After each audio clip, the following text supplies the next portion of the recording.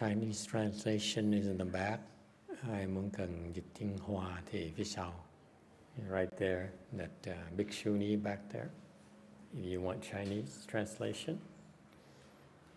Khi nào muốn nghe tiếng Hoa thì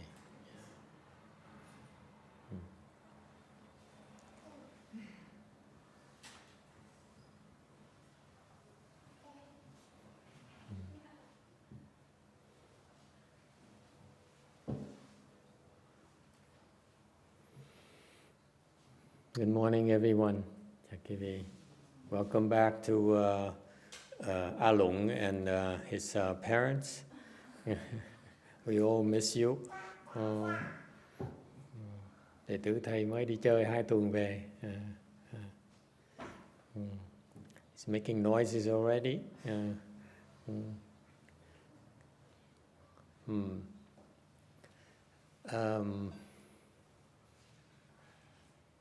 Thank you all for coming. Cảm ơn quý vị đã tham dự cái lớp thiền này. It's our small way of contributing to the community. Cái lớp thiền là một cái cơ hội nhỏ nhỏ để chúng tôi cống hiến cho cái xã hội, cho cộng đồng. It started because of my late Chinese Master's tradition, the Buddhist monks tradition, cái truyền thống của những cái người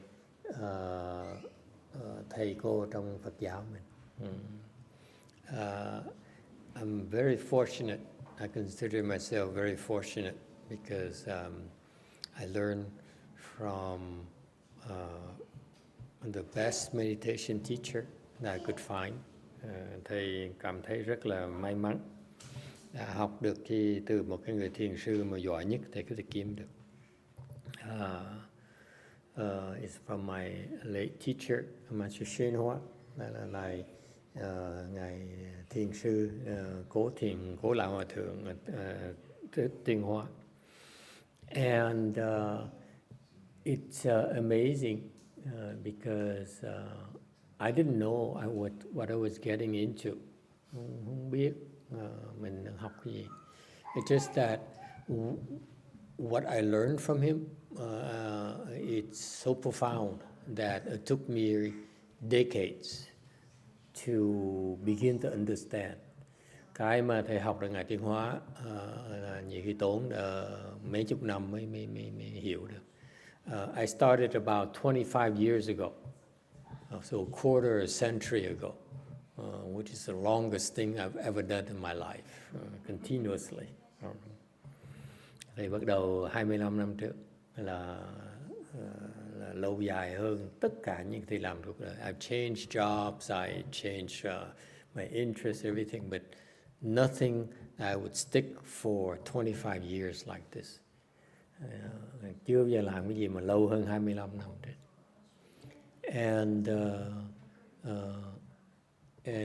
So now I'm teaching Chan meditation in order to continue my late teacher's tradition of contributing to the community and helping everyone. Thầy dạy thiền để tiếp tục cái truyền thống mà ân sư thầy đã dạy cho. And when I first started teaching about 13, 14 years ago, this is my 14th year now, going to my 14th year. Đây là năm thứ 14 mà thầy bắt đầu tiếp tục dạy thiền continuously, every weekend, tuần nào cũng dạy, cuối tuần, on a weekend. And I started teaching 14 years ago. I didn't know what to do, so I imitated his way of teaching. 14 năm trước thầy bắt đầu dạy thì không hiểu cách dạy, thành ra giảng gì nhất là bắt chước ngài Tuyên Hóa. So the way we learned it is that we sit with you for an hour. Chúng ta ngồi với quý vị 1 tiếng đồng hồ. Okay, and then they would speak Dharma for you. The talk was a Dharma talk for about 20 minutes. Truyền thống của họ đó. thì họ ngồi xong họ nói chuyện cái vị 20 phút, and then that's it. That's the nature our Chan classes. Thành thường cái mấy cái đạo tràng ngành tiến hóa như vậy là 1 tiếng ngồi xong 20 phút nói pháp cho quý vị nghe. And I didn't know I was doing, so I started by teaching, sitting with all my students for an hour, and then decided to, because when I was practicing, I had a lot of questions.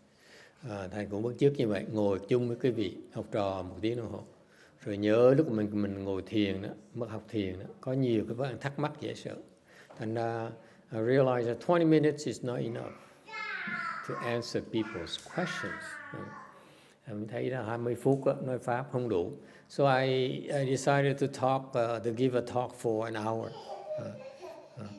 Thầy quyết định là nói pháp 1 tiếng đồng hồ. So it's 3 times as long as originally intended. Thành ra nói lâu hơn nhiều.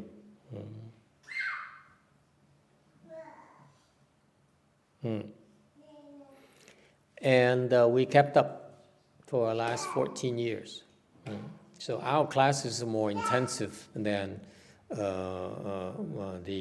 the way they do it in my master's temples. Cái phương pháp mình nó gắt gao hơn là những phương pháp ở chùa Ngài Tiến Hóa. The reason we kept it up is because it produces results a lot quicker than otherwise. Lý do chúng tôi tiếp tục như vậy là tại vì nó giúp học trò tiến bộ lẹ hơn. What are results? Our goal in teaching you Chan meditation is help you improve your meditation skills. And nothing less than that. Tôi dạy thiền cái vị để giúp cái vị tiến bộ trong cái công phu thiền. And I noticed that most of the meditation classes out there, you sit and then usually people walk away because they realize that the talk are not beneficial to them. Thành ra thầy để ý những cái lớp thiền ngoài kia, cái vị ngồi thiền xong ta đứng dậy ta bỏ đi, tại ta ngồi để ý nghe cái pháp đó, nó không có lời cho hỏi. They're not interested in a Dharma talks. Không muốn nghe. Because it's of no use to them. Chả có lời gì hết đó. Okay. So that's why I noticed that a lot of students, quite a few students still come here. They sit for an hour with us because they get some good stuff out of it, and they walk away as per habit. Nên thầy để ý trong lớp, trong nhiều người như vậy, người ta tới, ta ngồi thiền mình xong thấy tại ta thích tới đây, tại vì nó có lời cho người ta, xong người ta bỏ về tới đi. They feel that the Dharma talks is not useful or not helpful. Maybe because an hour is too long sometimes. Nhiều khi ta không muốn nghe, tại vì ngồi tiếng lâu quá. Và nhiều khi đại đa số ở Tây không có lời gì hết. Okay. And that's fine. Cái đó chả có it's up to you. Whatever you can get out of the classes, we'll be glad. We're happy for you. And cái vị tùy hỷ, muốn ngồi cũng được, muốn nghe cũng được, tùy cái sở thích cái vị. Some people, a small handful, prefer to listen to the talk only. They're not interested in sitting. Một số nhỏ thì thích ngồi nghe pháp thôi, không thích ngồi thiền chung. Because they do not dislike the discomfort in the legs. Tại vì họ không thích cái chân nó đau khó chịu. All right. But why? How did I get into it? Tại sao tôi vào cái đó được? It's because I came to meditation because I had some health issues. Do thầy học thiền là tại thầy có những cái bệnh. I was ill. I had to do something to take care of my health after years of abusing my body, of working it to death. Tại vì biết bao năm trời là xài xể cái cơ thể này, chỉ làm việc thôi. So I practically worked myself to death. Chỉ làm việc, biết làm việc thôi. It's stupidity, you will. Thiếu cái sự sáng suốt. So when I was in my late 30s, lúc mà khoảng chừng 30 mấy tuổi, 35-36 tuổi, I realized that I had serious physical problems. Mình biết là mình có bệnh. Okay. Have no stamina, đuối sức. Couldn't eat, couldn't sleep, không ăn được, không ngủ được. If you don't have, you can't sleep, you can't eat. There's not much you can do. Cái vị mà không ăn, không ngủ được, cái vị chả làm được. Yes or no? And not only can't you do anything, but your body weakens by the day. Không phải là ăn ngủ không được, yếu sức không, mà chỉ còn là cái cơ thể cái miệng càng bệnh. Okay. So I started, for some coincidences, I picked up meditation from my late teacher. Cũng cái duyên nó tới học cái pháp này, thì and my physical health was fully recovered within a month and a half. Thành thầy ngồi trong 1 tháng rưỡi là sức khỏe nó hồi phục lại. Okay. How did it happen? Sao vậy? All I did was to pick up some instructions, Chinese instructions from the Chinese way. Thầy cho học cái phương pháp thiền của người Tàu. I didn't know how to meditate, I assure you. Hồi đó không biết thiền. And the Chinese instruction, my late Chinese instruction, are spread out all over. It's cái thiền ở Tiến Hóa không có dạng rõ ràng. And so what did I do? Làm cái gì? I started for the first month and a half, tháng rưỡi đầu tiên, làm cái gì? In terms of meditation, what did I do? The one constant, I tried a lot of things, thử đủ thứ, nhưng được cái mà cái mà nó lúc nào cũng làm, is that I endured the leg discomfort when crossing the legs. Là ngồi mà nhận cái khó chịuในcái chân. And you know, you probably experience yourself. Cái vị bắt đầu như vậy. It starts with at your knees, your ankles. Nhiều người thì đau chân, cổ chân, người thì đau đầu gối. I'm not above it. I experienced all of that. Thì qua những cái thử thách đó rồi, I had pain in my knees, I had pain in my ankles, I had pain in my hips.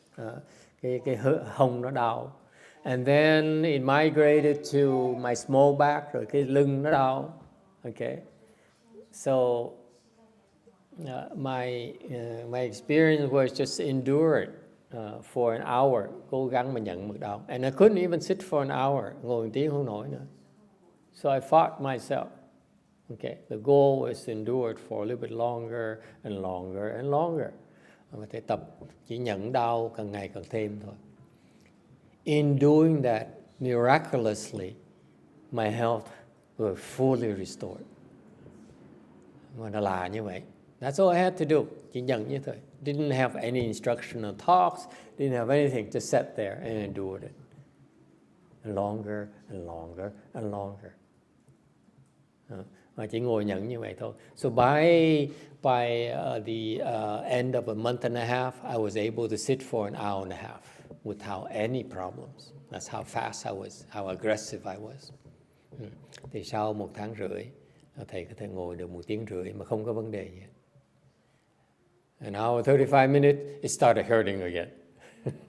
1 tiếng 35 phút bắt đầu nó đau chân lại. Okay. And then so that's why I said, oh, it's amazing. Thật ra thầy rất là kinh ngạc. I said, wow, without knowing anything, the results are fantastic. Thấy cái kết quả nó hay. And that's why when I started teaching, I share with you the crossing the leg technique. Như anh thầy mới dạy, cái vị ngồi xếp chân như vậy, and endure the discomfort in your legs, và nhận cái chuyện đó. And wonderful things happen to you when you're willing to do that. Và cái vị chịu khó như vậy đó, kết quả nó tốt, dễ sợ lắm. Okay, your health will improve. That's the secret behind it. Cái bí mật vậy. Cái vị, you may not be aware of it, but your health improves when you're willing to endure the discomfort when you cross your legs. Thì cái bí mật rất giản dị. Quý vị mà nhẫn chịu cái đau chân đó, okay, thì sức khỏe quý vị sẽ tiến bộ. Any questions? Ai thắc mắc gì không?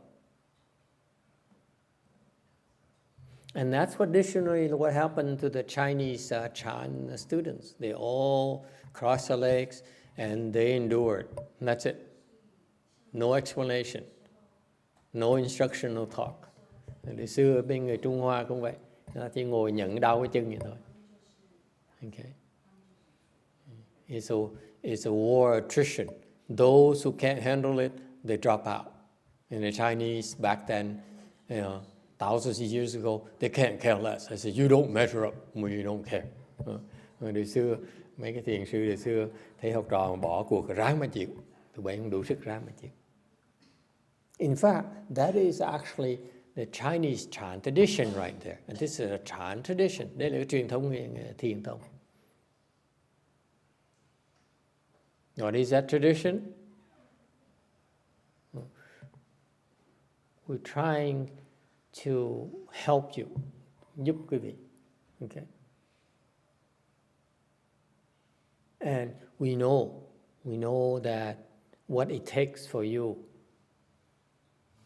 to improve your health. Chúng tôi biết quý vị có cần nên làm cái gì để sức khỏe nó tiến bộ. We know. It's just you are not willing to do what we ask you to do. Thì cái khổ là quý vị không chịu làm.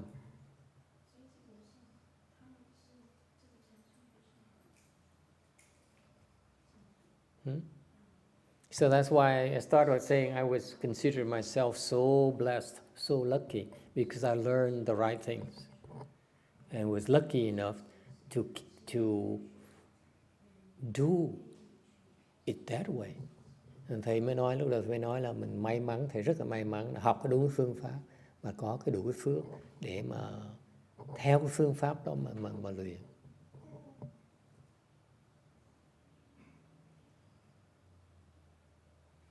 Okay.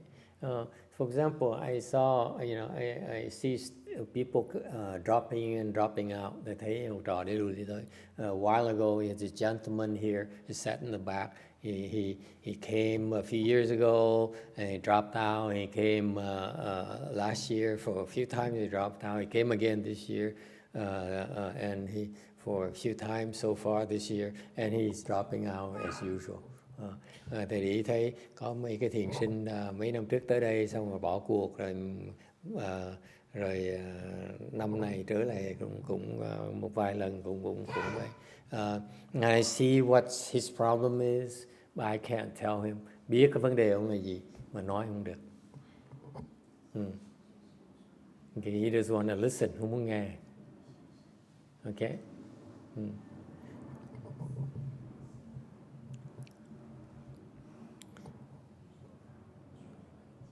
Any questions? Ai thắc mắc gì không? So that's why we also recommend you meditate every single day. Những lời khuyên quý vị nên thiền mỗi ngày. It's because that's how you maintain your health. Quý vị duy trì sức khỏe như vậy. You know, when you ask people, let's do a survey and let's go around and ask people what they think, what it takes to have a healthy, to maintain your health. Thì thắc mắc cái gì mình có thể hỏi xung quanh thử là cái mình nghĩ sao về cái duy trì sức khỏe. You know that you read it from materials that people say that you need a good diet, yes, to maintain your health. Ai cũng nói là muốn sức khỏe có phải ăn uống chứ đúng. Yes. So what kind of food are you supposed to eat? Ăn cái gì? It's considered to be healthy. Ian, what do you tell your students? Muốn dạy học trò mình. Yes? Vegetables? Oh, yeah. Boring. Yes, vegetables. Yes, sir? Organic vegetables? If you can afford it, yes. And what else? Rau cỏ. What are you supposed to eat that's healthy for you? Protein, yes? Have enough protein? And what else you're supposed to do? Some people look at protein as cheese. Some you look at it as meat, fish, crustaceans. Có những người nói là hello, protein, chất đạm là cái gì ăn từ thịt hoặc là ăn từ cheese hoặc là này đó. Okay, but you need to have a certain amount of nutrition in your body. Yeah.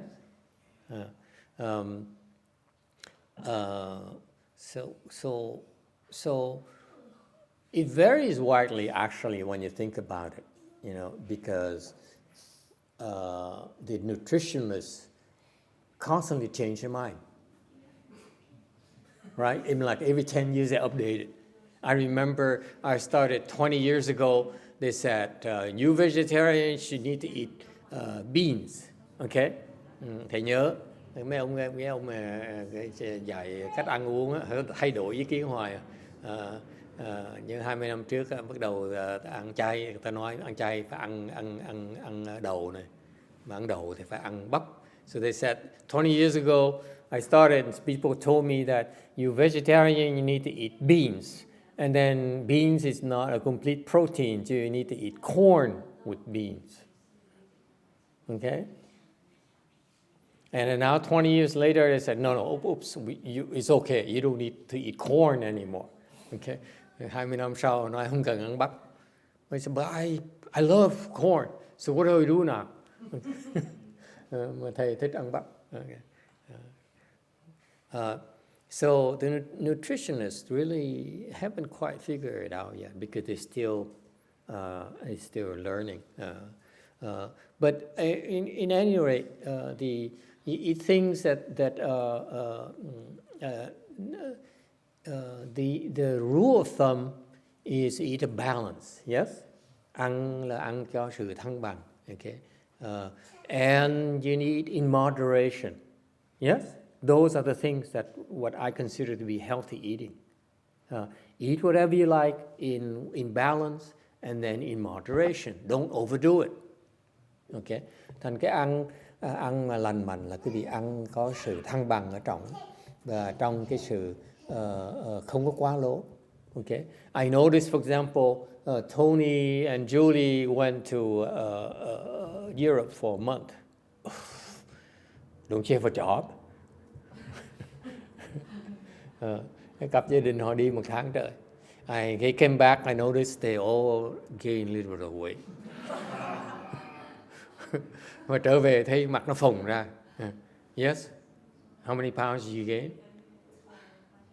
don't know the pounds, but 68 kilograms. Before you left, how many kilograms? Much lighter, in other words.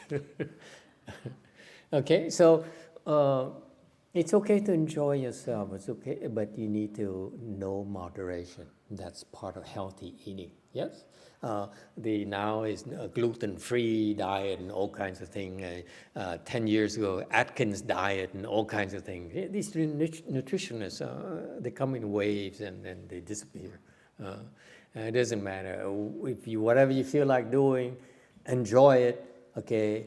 In a balanced fashion, but in moderation. Otherwise, you gain weight, which is not a good thing. And ăn uống quan trọng, ăn có sự thăng bằng, ăn đủ thứ hết. Change variety. I would go, in America, we're so fortunate.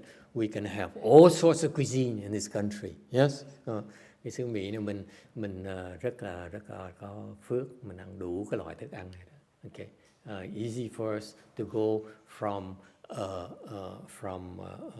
different types of ethnic cuisine to In-N-Out burgers in minutes, within minutes of driving. Vùng mình ăn cái gì cũng được hết đó, mà không cần đi xa. Okay.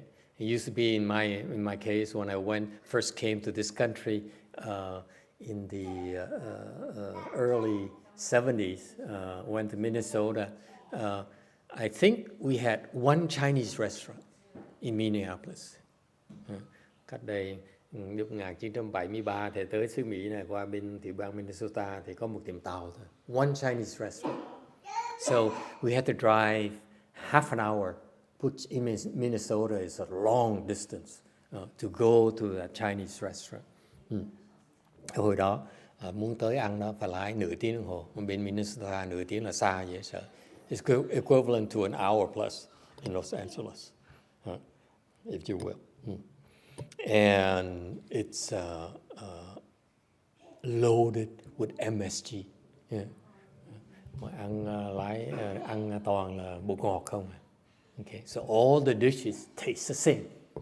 Nó dĩa giống nhau, dĩa nào cũng giống, cái mùi vị giống nhau vậy. All right. So anyway, we need healthy eating. You have enough rest, nghỉ ngơi. Okay. So healthy eating is food for your body. Okay. Thành ra cái ăn á, là cái nhiên liệu dinh dưỡng cho cái thân quý vị. And rest is what? Và nghỉ là sao? Actually, it's nutrition for your mind. Nghỉ là dinh dưỡng cái tâm thần của quý vị. And that's my mistake. Yes, sir. Another thing that is very important is hydration. Sorry, repeat that. Hydration? Yes. Absolutely, it's part of nutrition. Your body physically needs water. Okay, without water, we can't survive. Is that what you're driving at? The reason I'm saying that is because I've seen documentaries and they emphasize this a lot.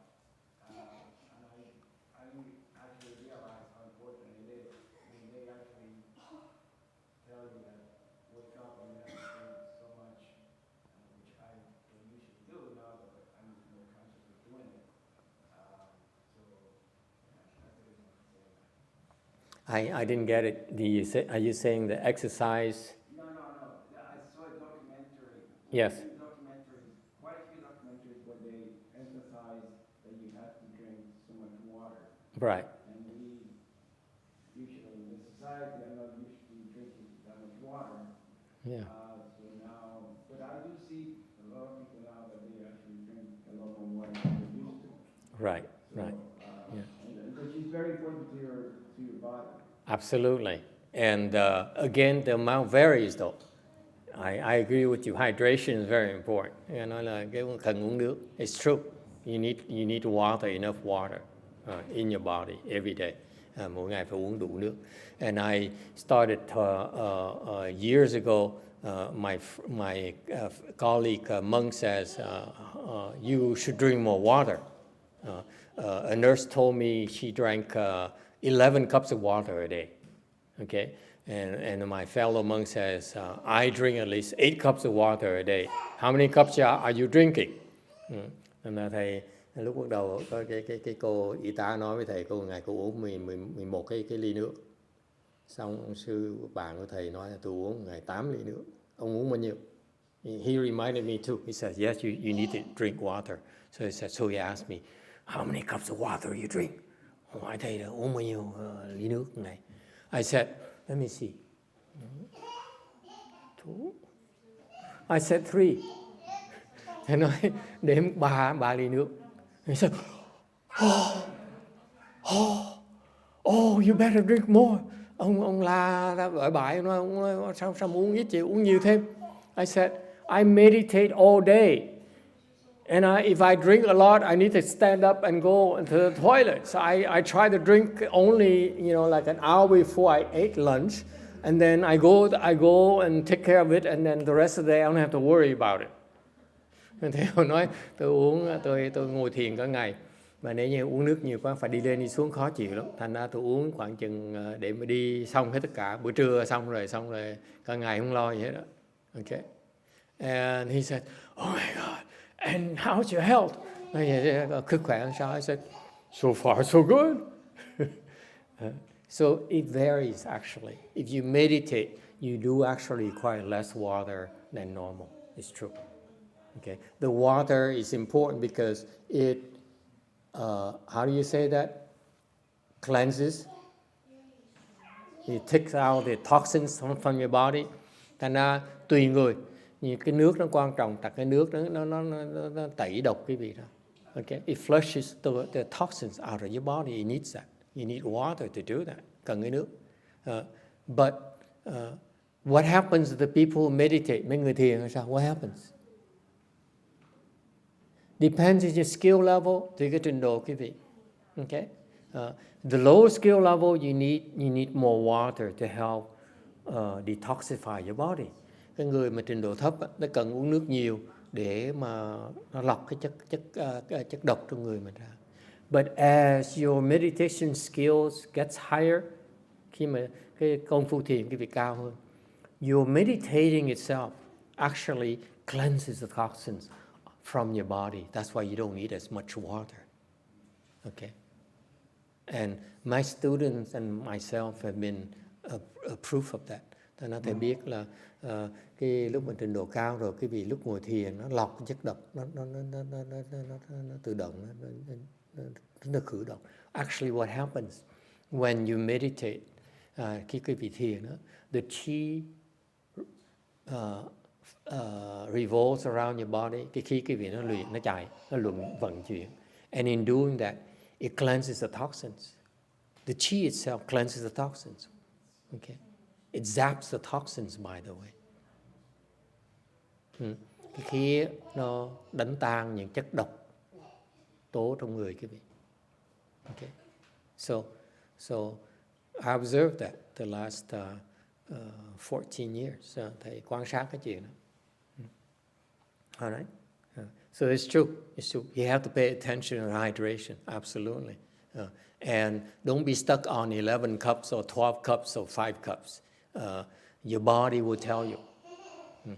Cái vị phải để ý cái uống nước, nhưng đều đừng có kẹt cái số nào hết đó.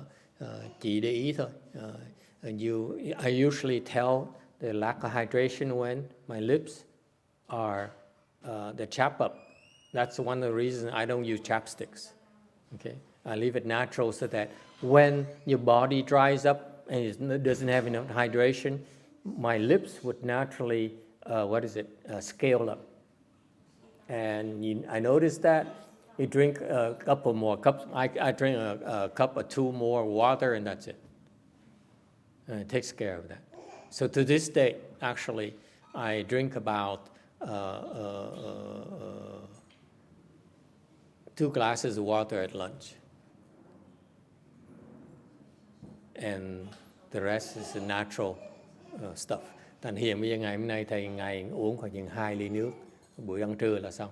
And some days when I forget, I only drank 1 cup or half a cup. Then the next day, my lips would scale up, so I know I would drink to make up for it. Thầy dễ giản dị đó, nhiều khi bận có quên, hoặc là sometimes my students forget to give me water, and being a high-level monk, a senior monk, you say, you don't ask for things. So you drank water, oh my God, I wish I had more water. But then so that's why the following day, I would go drink a cup of water first before I sit down for lunch. So you adapt, okay? Thầy cũng có chuyện ngồi như cái học trò thầy nó cho nước ít quá, thầy cũng hỏi nữa. Thành ngày hôm sau cái môi nó khô thì tự động mình đi uống nước trước khi mình ngồi xuống. That's all. It's no big deal. You adapt, you adjust. But actually, that's part of being older, becoming older, is that you become more aware of your health. Yes. Và cái đó là cái tự nhiên, tại vì mình càng lớn tuổi càng để ý tới cái sức khỏe của mình. When you're younger, you can ignore your body and you can abuse it. But as you get older, your body complains very loudly. Khi mà lúc trẻ thì không sao, lớn tuổi mà lơ là cơ thể nó la bại bại. Okay. But anyway, so going back to the theme, you also need nutrition for your mind as well as part of your overall health. Và quý vị phải nhớ là sức khỏe quý vị cần cái sự thăng bằng với cái tinh thần quý vị. Okay. If you don't rest your mind, okay, you also become sick. Tại quý vị mà không nghỉ cái tâm quý vị nghỉ, quý vị sẽ bệnh luôn nữa. That's what happens. My original problem was worries and thinking too much, working too much, always thinking. Cái vấn đề thầy lúc trước là tại vì lo lắng và tính toán quá, always calculating.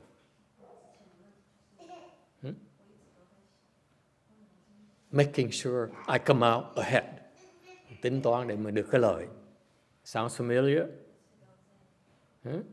You worry. You see, I have a friend who have my same high school classmate. Có bạn ở đó. He's very successful now, rich man, have a family and so forth. Bây giờ giàu có mà có gia đình rồi nó. You know what he does now? He worries his entire life about making money. Cả đời lo làm tiền. Okay. Now I said, what now? He says, I still want to make more money. Vẫn muốn làm tiền hơn nữa. Okay. And then I said, how much money is enough? Well, I thought I need $2 million for each, or for my 3 children each, and they'll be set. Now I think $5 million is better. Nói tiền bao nhiêu đủ? Nói là trước tôi nghĩ 2 triệu chứ mỗi đứa con là đủ rồi, có 3 đứa. Bây giờ tôi đổi ý, bây giờ cần 5 triệu. Okay. I said, what about your wife? He said, she gets the rest of it. Vợ tôi là con. I said, but how far? But why are you still making money?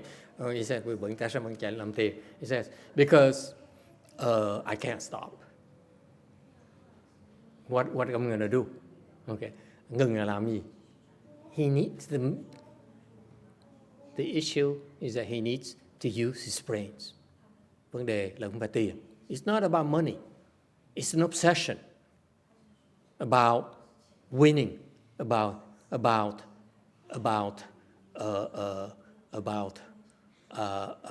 coming out ahead.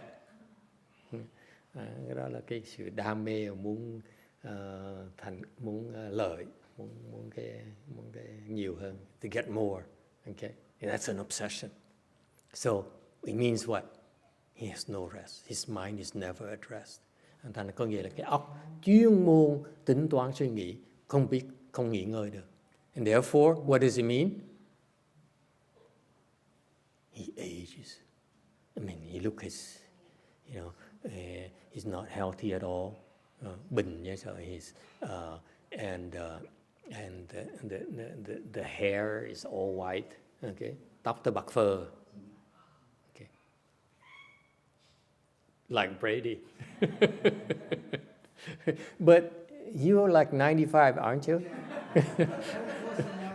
Yeah, but Brady is his 90s. So my friends are only in his 60s. Okay, so there's a big different age gap. Okay, so the point here is not to criticize others, but to learn from others' mistakes. We need to rest our mind because that food for our mind. That's a fact that people don't realize. Okay. Thành ra cái việc phải biết nghĩ cái óc, cái óc là cái dinh dưỡng cho cái nghỉ ngơi là dinh dưỡng cho óc. Okay. And that's a common way of providing nutrition in your mind by resting your mind, listening to music, or have a hobby or something, or sleeping even. Okay. Thành cái vì nghỉ ngơi bằng cách nào? Bằng cách là là nghỉ ngơi, hoặc là ngủ, hoặc là nghe nhạc, hoặc là có một cái thú vui. Okay, even dancing, yeah, ballroom dancing, yeah, hoặc là nhảy đầm. Okay, but you know, it turns out that meditation is, believe it or not, by far the best way to provide nutrition to your mind. I have yet to find anything better than that. Sự thật là cái thiền là nó cho dinh dưỡng cho cái óc, cái vị nó tốt nhất. By far.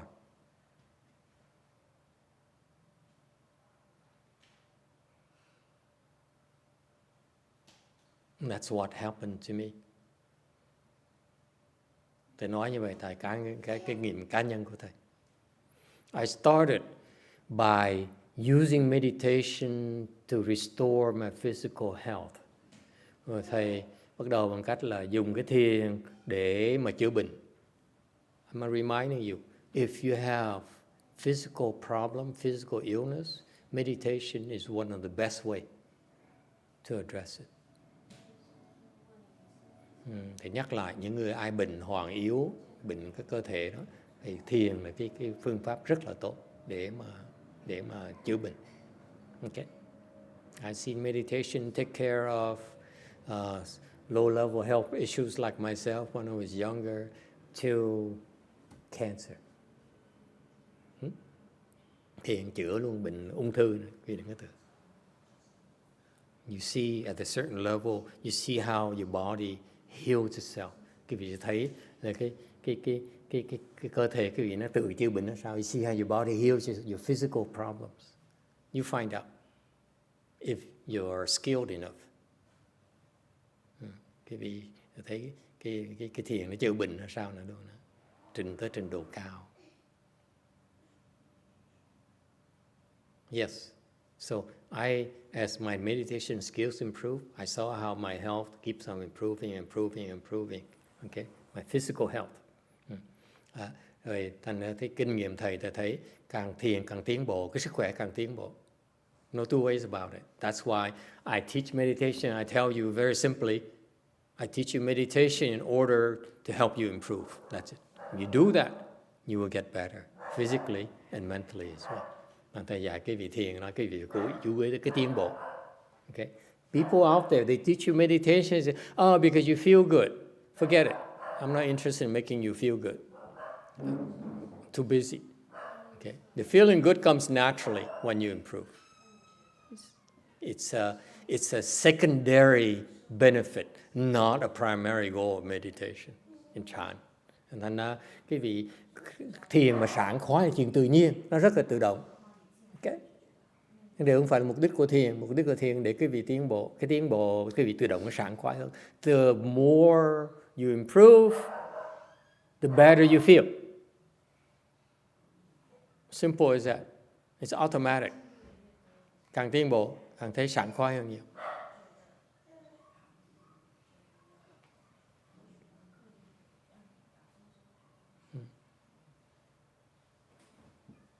So anyway, I notice in how the physical health improves. Okay. Anh thấy, thầy để ý chưa thấy. In myself and all my students, rồi cá nhân, cả cơ thể thầy, cơ thể học trò thầy. Okay. Càng cái sức khỏe càng tiến bộ. And in parallel, actually, the mental health also improves. Và thầy đồng thời thấy là cái sức khỏe tinh thần đó, nó cũng tiến bộ luôn nữa. It happens in parallel, by the way. Cái đó nó song song với nhau. Did you know that? Anyone ever told you that? Meditation classes, meditation teacher, ai nói như vậy chưa? Your physical, mental health improve in parallel. Cái sức khỏe cái vị tinh thần, sức khỏe cơ thể cái vị nó tiến bộ song song với nhau.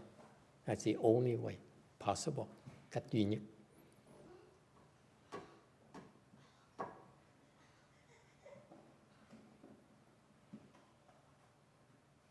Questions?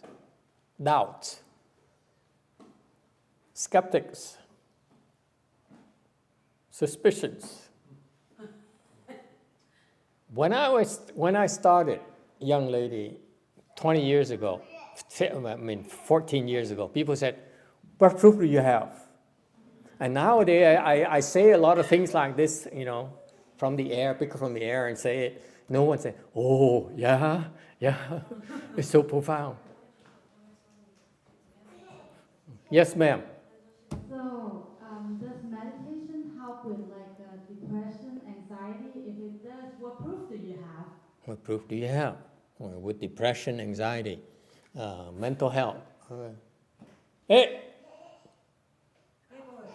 Hey, boy! Forgot? He's more shy. Look at that. He's traveling now, he's so shy. Before, he would come here as if, we are buddies. After 2 weeks, he forgot already. 2 tuần trước, nó gặp với thầy những bạn thân thiết với nhau. Và 2 tuần đi trở về, nó quên hết rồi. Nó quên mặt thầy luôn rồi. Well, it could be that you matured. Có thể nó trưởng thành. That's a problem of grandparents, we feel left behind.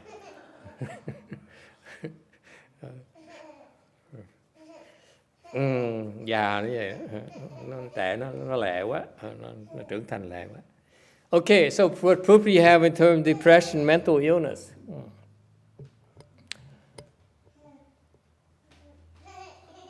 The proof is in my students. Myself, you cannot tell because you came too late. You should see me before when I first started 25 years ago. You see,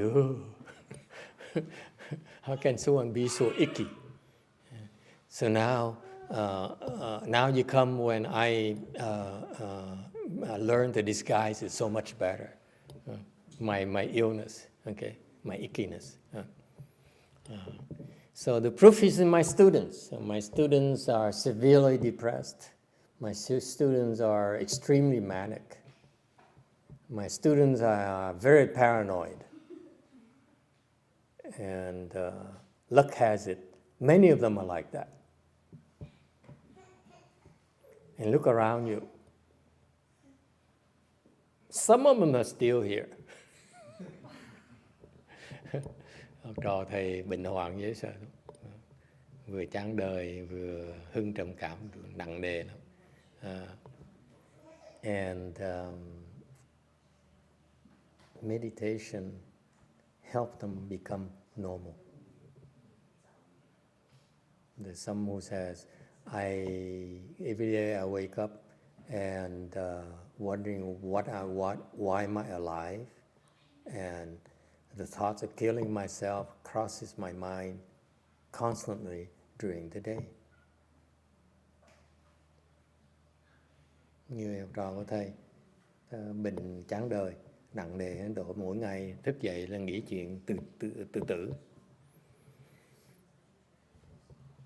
Every day. All their lives. Đời như vậy.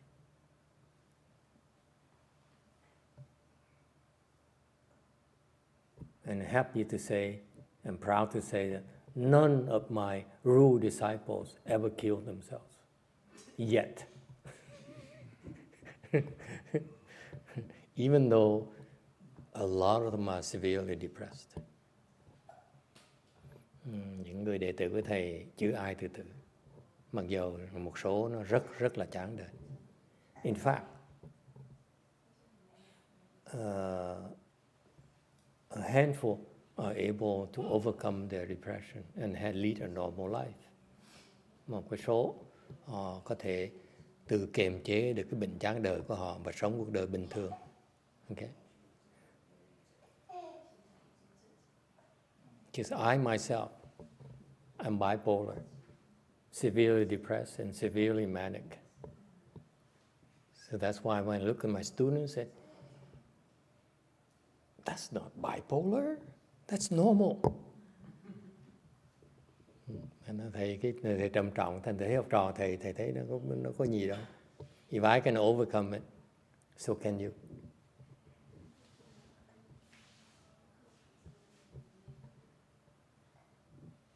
Okay? So the answer is, what proof do I have? The proof is look around. You cannot tell if you've been here longer, you see how they progress. Okay. Những cái người mà ở chùa lâu rồi, ta thấy những người ta biến đổi. Okay.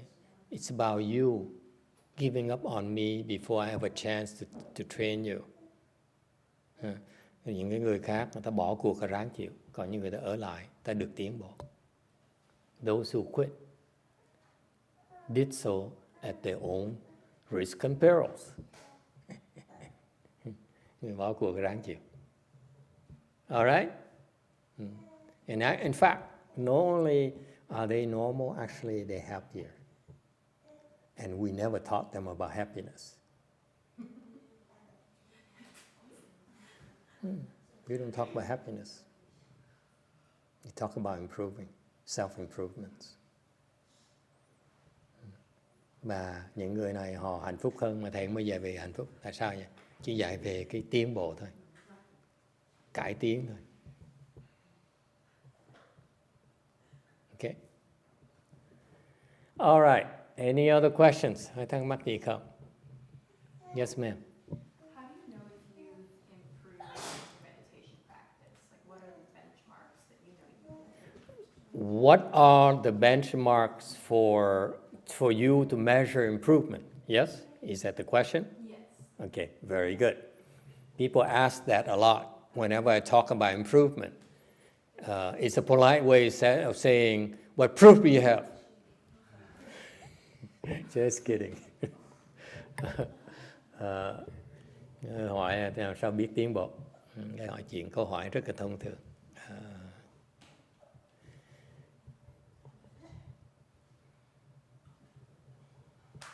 At the low level, at your level, you improve because you see that your health improves. That usually is a sign that you made improvements. Your health improves. Okay? Ở trình độ thấp, cái vị thấy mình tiến bộ tại cái sức khỏe cái vị nó tiến bộ.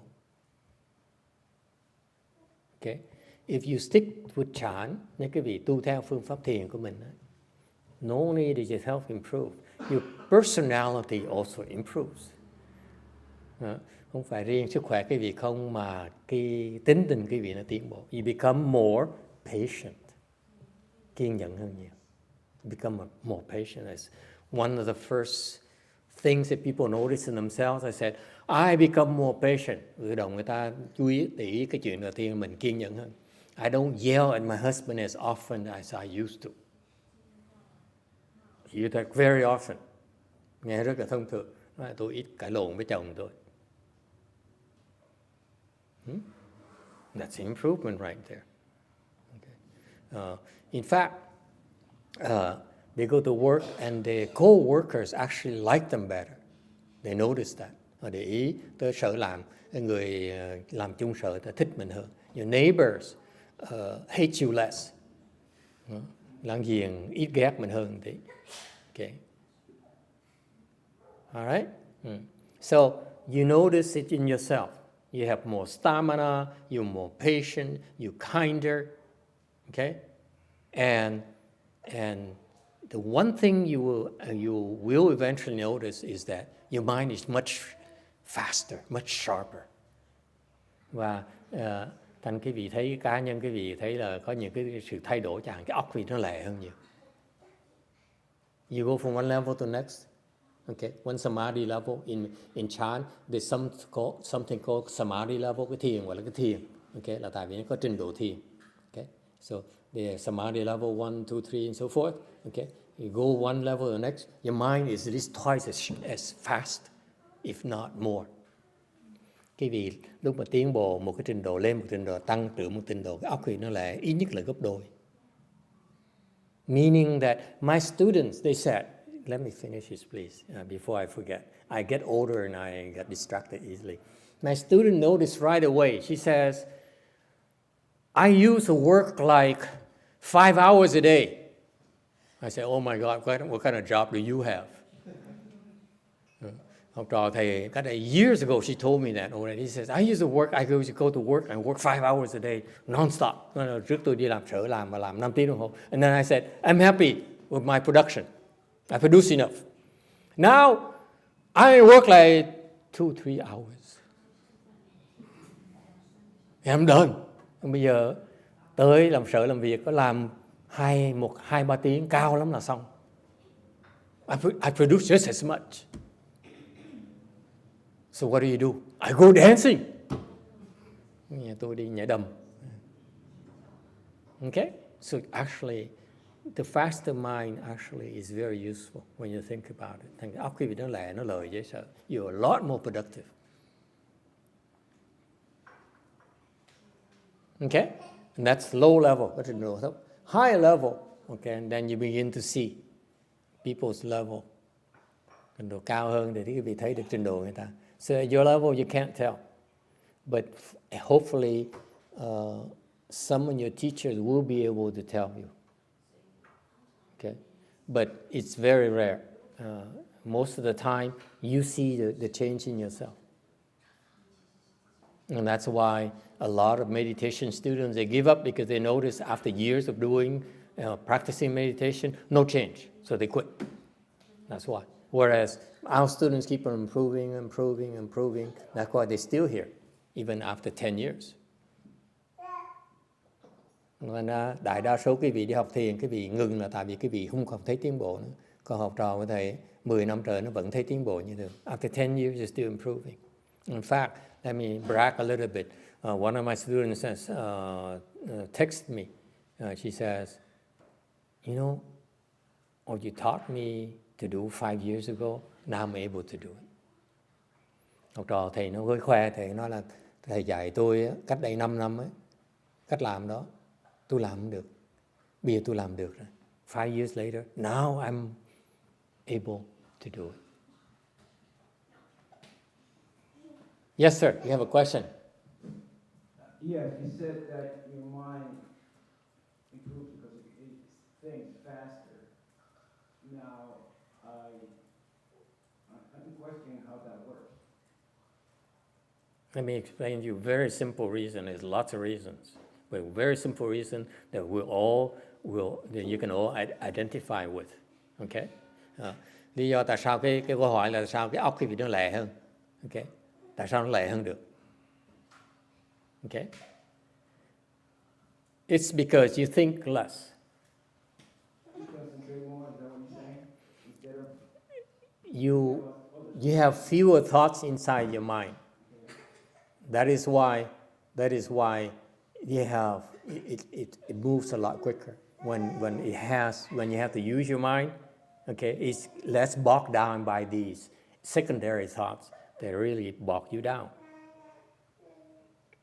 Because I myself, I mean, I'm talking about maybe men versus women.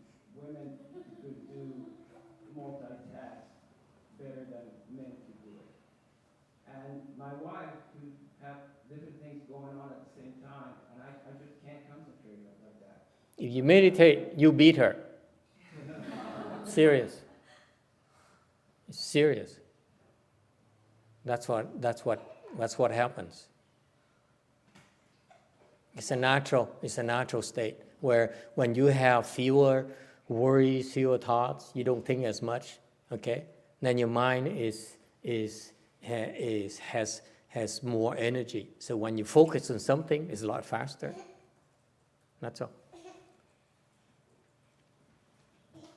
Yes, he can help you. His wife also meditates and he never beat her. It depends on where he meditates. If she meditates a different tempo, I assure you he will beat her.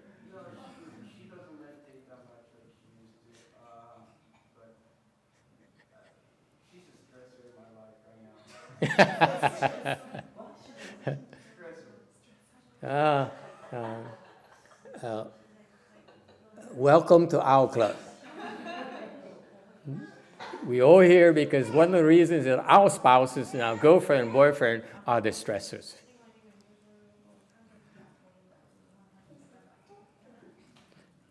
You see.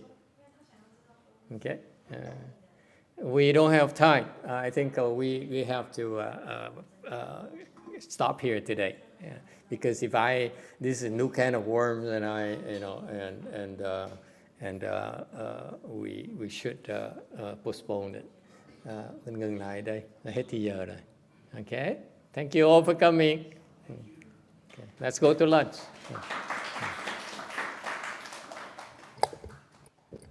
Oh, I even forgot to turn on the microphone. Never mind.